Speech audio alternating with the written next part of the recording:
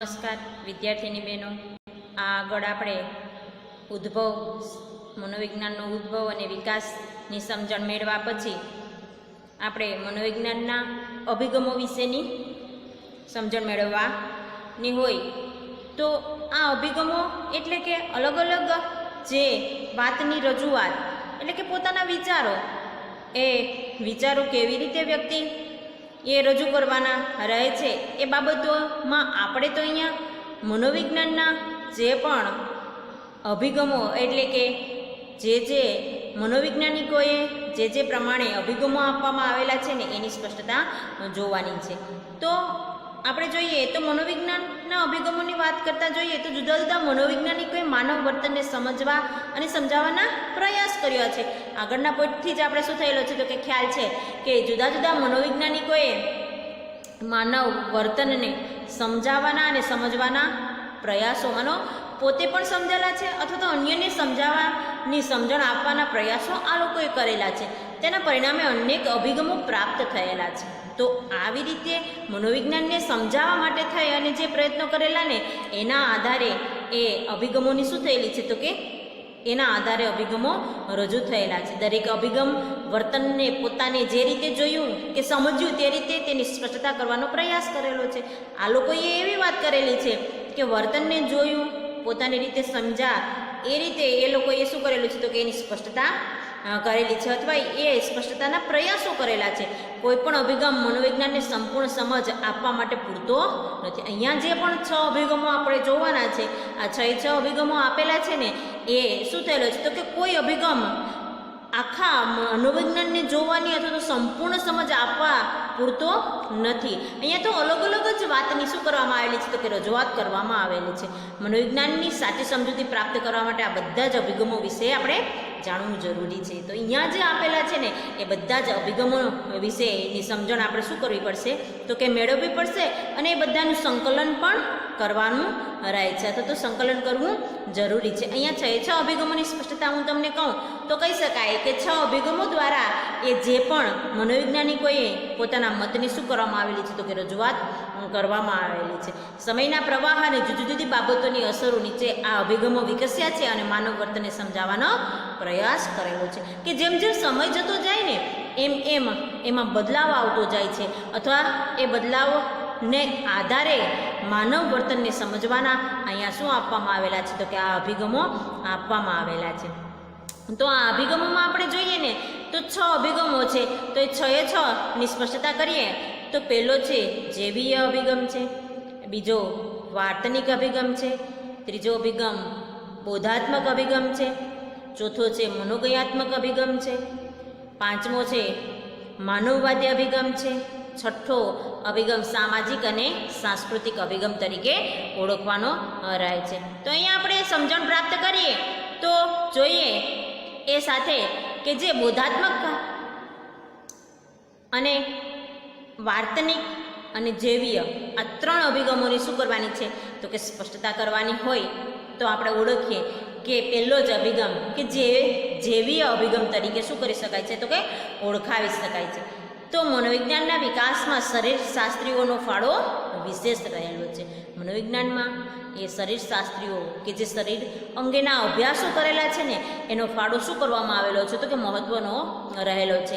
એમાં છે વેબર, ફેકનર, હેલ્મટ હોન્સ વગેરે એ માનવ વર્તનને સમજાવવા માટે તેમની અભ્યાસ પદ્ધતિઓ અને માન્યતાઓનો આધાર લીધેલો છે. તો અહીંયા એ મનોવૈજ્ઞાનિકોના પણ નામ આપવામાં આવેલા છે. વેબર છે, ફેકનર છે, હેલ્મટ હોન્સ છે, એ વગેરે એ શું કરેલું છે તો કે માનવ વર્તનને સમજવા માટે અને તેની અભ્યાસ પદ્ધતિઓ અને માન્યતાઓનો આધાર લીધેલો છે. એ અભ્યાસ પદ્ધતિઓ અને જે પણ માન્યતાઓ રહેલી છે એનો શું રહેલો છે તો કે એનો આધાર લઈ અને આ શરીરશાસ્ત્રીઓએ આ જૈવીય અભિગમ આપવાનો પ્રયાસ કરેલો છે. જૈવીય અભિગમ માનવ વર્તનને સમજાવવા માટે વ્યક્તિના મૂળમાં રહેલા રંગસૂત્રો, જનીન તત્વો, ગ્રંથિઓ, રસસ્ત્રાવો, ચેતા પ્રવાહો, શરીર રચનાઓ, જ્ઞાનેન્દ્રિયો, સ્નાયુતંત્ર, કર્મેન્દ્રિયો વગેરેનો આધાર લે છે. તો આ અભિગમ આપવા માટે જે શરીરશાસ્ત્રીઓએ પોતાનો મહત્ત્વનો ફાળો આપેલો છે ને એ માટે થઈ અને એની કઈ બાબતો કે જેવી કે જે માનવીય શરીરમાં રહેલી છે ને એ અંગેના શું કરવામાં આવેલા છે તો કે અભ્યાસો કરવામાં આવેલા છે. એના માટે થઈને એને જે પણ રંગસૂત્રો છે, જનીન તત્વ, આપણા શરીરમાં રહેલા જે ગ્રંથિઓ છે, રસસ્ત્રાવો છે, ચેતાપ્રવાહો છે, શરીર રચના છે, આખા શરીરનું બંધારણ છે, વ્યક્તિની જ્ઞાનેન્દ્રિયો કેવા પ્રકારની છે, સ્નાયુતંત્ર કેવું છે, કર્મેન્દ્રિયો વગેરેનો આધાર લઈ અને આ જૈવીય અભિગમ આપવાની રજૂઆત આ વેબર ફેકનર કે હેલ્મટ હોન્જ નામના મનોવૈજ્ઞાનિકે શું કરેલી છે? તો કે એના અભ્યાસો કરવામાં આવેલા છે. આ બધાના અભ્યાસો માટે જીવવિજ્ઞાનનો ઉપયોગ લેવાતી પદ્ધતિઓ જેવી કે શસ્ત્રક્રિયા, વિદ્યુત ઉદ્દીપન જેવા રાસાયણિક પદ્ધતિઓ તથા તેના સાધનોનો ઉપયોગ કરવામાં આવેલો છે. આ બધા માટે થઈને એને શું કરેલું છે? તો કે જીવવિજ્ઞાનનો સહારો લીધેલો છે. અને જીવવિજ્ઞાનમાં જે શસ્ત્રક્રિયા છે, વિદ્યુત ઉદ્દીપન છે, રાસાયણિક પદ્ધતિ, આ બધા સાધનોનો ઉપયોગ કરી અને શરીરને કઈ રીતે ઓળખવો, તો શરીર રચના કેવા પ્રકારની વ્યક્તિની રહેલી છે, આ બધી જ બાબતોની સ્પષ્ટતા શું કરવામાં આવેલી છે? તો કે આ જૈવીય અભિગમમાં આપવામાં આવેલી છે. શરૂઆતમાં આ અભિગમ ખૂબ જ સ્વીકાર્ય બન્યો, કારણ કે તેના દ્વારા શરીરના અંગો, અવયવો અને વર્તનના શારીરિક આધારોની સ્પષ્ટ સમજ પ્રાપ્ત થાય. તો આ લોકોએ જ્યારે આપેલો ને ત્યારે આ અભિગમનો શું કરવામાં આવેલો છે? તો કે સ્વીકાર કરવામાં આવેલો. શા માટે થઈને? તો કે આ સમજણ આપે છે, શરીરના અંગો, અવયવોની સમજણ આપે છે, એનાથી જે પણ શારીરિક વર્તન કેવા પ્રકારનું રહેલું છે આ બધી જ સમજણ આપે છે. એટલે એને શું કરવામાં આવેલો છે? તો કે સ્વીકારવામાં આવેલો છે. વર્તનના સાથે વારસો, જનીન તત્વ અને મગજ કેવી રીતે સંકળાયેલા છે તે આનાથી સ્પષ્ટ થતું પ્રગટ હલનચલન, વાણી વગેરેને સમજાવી શકાતા હતા. અને આ સાથે સાથે આ અભિગમ આપવાનું કારણ એ રહેલું હતું કે વર્તનને ઓળખવું, વારસો, જનીન તત્વ, મગજ કેવી રીતે સંકળાયેલું છે, આનાથી સ્પષ્ટ થતું હતું કે હલનચલન, જે પ્રગટ વર્તન છે, હલનચલન છે, વાણી છે, એને સમજાવી શકાતા હતા. કારણ કે શરીર ક્રિયાઓ અથવા તો શરીરની શસ્ત્રક્રિયાઓ દ્વારા કે આ શરીર રચના શાસ્ત્રીઓએ આ માટે થઈને શું કરેલું છે? તો કે મહત્વનો ફાળો આપેલો છે. પરંતુ કેટલાક આંતરિક અનુભવો અને અમુક પ્રકારના વર્તનની સમજૂતી આપવામાં અભિગમ નિષ્ફળ નીવડેલો છે. આ તો માત્ર સમજણ કોને આપતો હતો? તો કે આપણે વિજ્ઞાનમાં ભણેલા છે ને શરીરના અંગ અવયવોની, એ જ સમજણ શું થતી હતી? તો કે આમાં મળી રહેતી હતી. એટલે શું થતું હતું? તો કે વર્તનને સ્પષ્ટ જોઈ નહોતું શકાતું, માત્ર શરીરની જે પણ રચના છે ને એની જ શું થતી હતી? તો કે ઓળખાણ મળતી. એટલે આ અભિગમને શું કરવામાં આવેલું? તો કે સ્વીકારવામાં આવેલો ને. પરંતુ કેટલીક આંતરિક બાબતો શું થતી હતી? તો કે છૂટી જતી હતી. ત્યારે આપણે કહી શકીએ કે મનોવિજ્ઞાન આંતરિક બાબતોનો પણ શું કરવું છે? તો કે એ આંતરિક બાબતો વ્યક્તિમાં રહેલી કે જે અંતરમાં રહેલી જે પણ ઈચ્છાઓ છે ને એ વિશેની બાબતોને પણ શું કરે છે? તો કે અભ્યાસ કરવામાં આવે છે. આ અભિગમ નિષ્ફળ નીવડે છે. આ અભિગમ દ્વારા માનવ શરીરની જટિલતાના કારણે શરીર અને મગજની સંપૂર્ણ સમજ પ્રાપ્ત ન થતી હોવાથી માનવીના દરેક વર્તન અને મનોવ્યાપારને સમજાવી શક્યો નહીં. એ જ પ્રમાણે માનવીનું વર્તન, જૂથ ક્રિયા, સામાજિક બાબતો કે જે જટિલ બાબતો છે, આ જટિલ બાબતો એ શું કરી શકાતી? તો કે જાણી શકાતી નહીં. આ સાથે સાથે માનવીનું દરેક વર્તન, મનોવ્યાપાર છે એ પ્રમાણેનું વર્તન એ શું ન થઈ શકતું? તો કે જાણી શકાતું નહીં. એટલા માટે થઈ અને આ અભિગમની શું કરવામાં આવેલી છે? તો કે આ અભિગમને સ્વીકારવામાં આવેલો નહીં. અને આ અભિગમની કે જે જૈવીય અભિગમની શું થયેલી છે? તો કે અમુક મર્યાદાઓ રહેલી છે. અને એ મર્યાદાઓના કારણે જે પણ બાબતો એ કેવો એની સામે કયો અભિગમ ઉદ્ભવે છે? તો કે આ વાર્તનિક અભિગમ ઉદ્ભવે છે. તો એના પછીનું આપણે જોઈએ તો વાર્તનિક અભિગમ કે જે શું થયેલો છે? તો કે એની સ્પષ્ટતા જોઈ શકીએ આપણે. જૈવીય અભિગમ પૂર્ણ થયા બાદ વાર્તનિક અભિગમ 20મી સદીમાં થયેલી ઔદ્યોગિક ક્રાંતિ અને યંત્રની બોલબાલાથી પ્રભાવિત થયેલા વર્ષને મનોવિજ્ઞાનને માત્ર વર્તનના વિજ્ઞાન તરીકે ઓળખાવ્યું અને વાર્તનિક અભિગમ આપેલો છે. તો 20મી સદીમાં જે થયેલી ઔદ્યોગિક ક્રાંતિ અને યંત્રોની બોલબાલા 20મી સદીમાં થયેલી હતી. અને એ સમયમાં જે વોટ્સને મનોવિજ્ઞાનમાં માત્ર વર્તનના વિજ્ઞાન તરીકે ઓળખાવેલું છે. એ સમયના જે મનોવૈજ્ઞાનિક વોટ્સને શું થયેલું છે? તો કે મનોવિજ્ઞાન છે એ વર્તનનું વિજ્ઞાન છે એવું એણે કીધેલું છે, અથવા વાર્તનિક વિજ્ઞાનનો અભિગમ ત્યારે વિકસેલો છે. વોટ્સને વ્યક્તિને તેના વર્તન દ્વારા જ સમજવો જોઈએ અને તેમ પણ માત્ર એવું જ વર્તન કે જે વસ્તુલક્ષી રીતે નિરીક્ષણ કરી શકાય તેમ હોય. વોટ્સનનું કહેવું એવું છે કે વ્યક્તિના વર્તનને સમજવું જોઈએ અને માત્ર એને વર્તનને કેવી રીતે તો કે વસ્તુનિષ્ઠ રીતે જોઈ શકાય અથવા એનું નિરીક્ષણ કરી શકાય કે વ્યક્તિના વર્તનને જોવું અને એ જોવાની સાથે સાથે એને માપી શકાય અથવા તો ઓળખાવી શકાય એટલે એને કેવું કહી શકાય તો કે એને વસ્તુલક્ષી રીતે જોઈ શકાય એટલે કે મનોવિજ્ઞાનમાં ચેતના વ્યક્તિગત અનુભવ આંતરનિરીક્ષણ પદ્ધતિ વગેરે બાકાત રાખવી જોઈએ તેમ કહ્યું છે. તો એ સાથે સાથે એની ચેતનાનું વ્યક્તિગત અનુભવનો આંતરનિરીક્ષણ પદ્ધતિ વગેરેને શું કરેલી છે તો કે એણે બાકાત રાખી દીધી. એટલે વોટ્સનનો વર્તનવાદી અભિગમ વર્તન ઉદ્દીપક પ્રત્યે કરવામાં આવતી પ્રતિક્રિયા તરીકે ઓળખવામાં આવે છે. તો આપણે જોઈએ તો વોટ્સનનો આ અભિગમ એ કેવી બાબતો સાથે સરખાવવામાં આવે છે કે જે ઉદ્દીપક પ્રત્યે એ શું આપે છે તો કે પ્રતિક્રિયા આપે છે એ રીતે એને શું કરવામાં આવેલો છે તો કે ઓળખાવવામાં આવેલો છે. વોટ્સન આથી તેને ઉદ્દીપક પ્રતિક્રિયા તરીકે પણ શું કહી શકાય છે તો કે ઓળખી શકાય છે. ટૂંકા પ્રશ્નમાં આપણે પૂછી નાખીએ કે એ ઉદ્દીપક પ્રતિક્રિયાનો અભિગમ આપનાર કોણ છે તો આપણે કહી શકીએ કે વર્તનવાદી વોટ્સન કે વોટ્સને આ શું કરેલું છે તો કે ઉદ્દીપક સામે પ્રતિક્રિયા તરીકે શું કરાવવામાં આવ્યું તો કે ઓળખાવવામાં આવેલું છે. વોટ્સનનો આ અભિગમ વ્યક્તિના બાહ્ય વર્તનને જે કેન્દ્રમાં રાખી અભ્યાસ કરે છે અને માત્ર જોઈ શકાય તેવા પ્રગટ વર્તનો જેવા કે વાણી મુખભાવ ચેષ્ટાઓ શારીરિક હલનચલનોને જ વર્તન ગણવામાં આવે છે. વોટ્સનનો આ અભિગમ તો એ કેવો છે તો કે વર્તનને જ કેન્દ્રમાં રાખવાનું છે અથવા તો વર્તનને જ શું કરવાનું છે તો કે ઓળખવાનું રહે છે.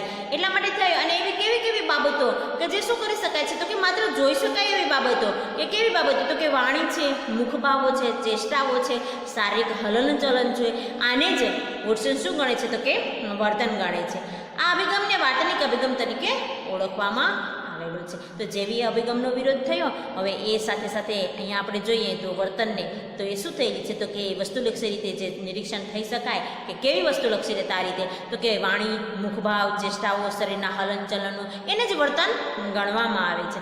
આ અભિગમને વાર્તનિક અભિગમ તરીકે ઓળખવામાં આવે છે. તો બીજા અભિગમની શું થયેલી છે તો કે શરૂઆત થયેલી છે જે 20મી સદી પછી વોટ્સન દ્વારા વાર્તનિક અભિગમના વિકાસમાં ફાળો આપનાર મનોવૈજ્ઞાનિક વોટ્સન છે. ઉપરાંત સ્કિનર ગ્રંથિ ટોલમેન વગેરેનો ફાળો મુખ્ય રહેલો છે. તો વોટ્સનને આપણે અહીં ફોટા દ્વારા પણ શું કરી શકીએ તો કે જોઈ શકીએ છીએ કે એ શું થયેલા છે તો કે જે બી વોટ્સન તરીકે પણ ઓળખી શકીએ અથવા તો જે બી વોટ્સન એવું શું કરવામાં આવેલું છે તો કે નામ પણ આપવામાં આવેલું છે. અને આ સાથે સાથે બીજા 3 મનોવૈજ્ઞાનિકોએ પણ શું કરેલું છે તો કે એમાં મહત્વનો વાર્તનિક અભિગમને કઈ રીતે ઓળખવો એની સ્પષ્ટતા શું કરવામાં આવેલી છે તો કે આપવામાં આવેલી છે કે જે સ્કિનર છે ગ્રંથિ છે ટોલમેન વગેરેનો ફાળો વોટ્સનની સાથે મહત્વનો રહેલો છે. તો આ અભિગમ આપનાર જે વર્તનવાદી વોટ્સન તરીકે શું કરી શકાય છે તો કે ઓળખાવી શકાય છે અથવા તો વાર્તનિક અભિગમમાં ફાળો આપનાર વોટ્સન ઉપરાંત ટોલમેન ગ્રંથિ અને સ્કિનર નામના મનોવૈજ્ઞાનિકે શું કરેલું છે તો કે પોતાનો ફાળો આપેલો છે. એની સાથે સાથે હવે આપણે ત્રીજા અભિગમની શું કરવાની છે તો કે સમજણ પ્રાપ્ત કરવાની છે. તો ત્રીજા અભિગમને આપણે ઓળખીએ. વાર્તનિક ત્રીજો અભિગમ છે એ કેવો તો કે એને નામ આપવામાં આવેલું છે બોધાત્મક અભિગમ તરીકે ઓળખવામાં આવેલું છે. તો આ બોધાત્મક અભિગમને ઓળખવા જઈએ તો વાર્તનિક અભિગમની માનવીના વર્તનને વધારે પડતી યાંત્રિક સમજૂતી સામે જ્ઞાનાત્મક કે બોધાત્મક અભિગમ વિકસ્યો. વાર્તનિક અભિગમની જે માનવીના વર્તનને વધારે પડતી સમજૂતી યાંત્રિક સમજૂતી સામે તો એ કહેવામાં આવેલું છે કે વર્તન તો એ કેવું હોઈ શકે છે તો કે યંત્ર જેવું યંત્રવત હોઈ શકે છે. એની સામે જ્ઞાનાત્મક કે બોધાત્મક અભિગમનો શું થાય છે તો કે વિકાસ થાય છે. એના પછીથી જે આવે એને બોધાત્મક કે જ્ઞાનાત્મક અભિગમ તરીકે ઓળખવામાં આવે છે. બોધાત્મક અભિગમે વાર્તનિક અભિગમ દ્વારા અપાતી માનવીના વર્તનની વધારે પડતી સરળ સમજૂતીનો વિરોધ કર્યો અને કહ્યું કે માનવ યંત્ર એવું નથી કે જે ઉદ્દીપક પ્રત્યે સીધી પ્રતિક્રિયા આપે આદેશો મુજબ જ કાર્ય કરે. આ બોધાત્મક અભિગમે એવું કીધેલું વાર્તનિક અભિગમનો વિરોધ કરતા કે માનવીનું વર્તન એવું નથી કે એ બાબતો કે માનવી કંઈ યંત્ર નથી કે જેવી ઉદ્દીપક સામે એ શું કરી આપે છે તો કે સીધી પ્રતિક્રિયા કરી આપે છે. વર્તનવાદીઓના મતે માનવી ટેલિફોન જેવું યંત્ર છે જેમાં ઉદ્દીપક અને પ્રતિક્રિયા બે છેડા દેખાય છે.